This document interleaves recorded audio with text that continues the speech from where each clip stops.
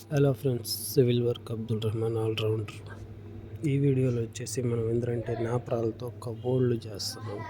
సెల్ఫ్లు, ఇది బెడ్రూము, ఇది బెడ్రూము. మనం ముందుగానే మాదిరిగా గార్డెన్ కోసుకోవాలి. కోసుకున్న తర్వాత బండ్ల కొలత ప్రకారంగా మనం కటింగ్ చేసుకోవాలి. వాటర్ లైన్ కటింగ్ చేయకపోతే మనం మార్బుల్ అయితే ఏ మాదిరి కట్ చేస్తామో ఆ మాదిరిగా కటింగ్ చేసుకోవాలి.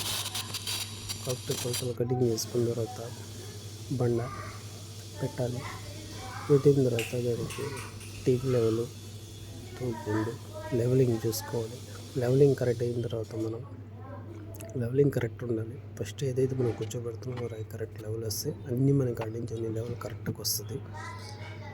రాయి కూర్చోబెట్టేసిన తర్వాత ఇంకా ఆటోమేటిక్గా మనకి లెవెల్ అయితే వచ్చేస్తుంది. లెవెల్ అయితే వచ్చేసిన తర్వాత ఇంకా మనం ఫిట్టింగ్ అయితే సర్సర్మెంట్ అయిపోద్ది. మనకి వర్క్ నాప్రాయిల్తో బాగానే ఉంటుంది. కాస్ట్ రేటు కూడా మనకి తక్కువ దీంతో. ఇది మనకి టోటల్గా వచ్చేసి అడుగు మీద మెటీరియల్తో పాటు 150 రూపాయలు అవుతుంది.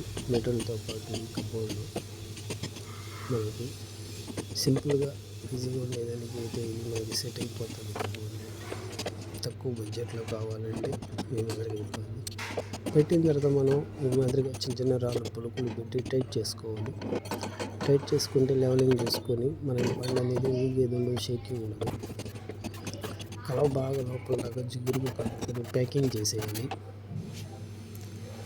ఈ మొత్తం ఫినిషింగ్ అయిన కబోర్డ్ ఈ మాదిరిగా ఉంటుంది.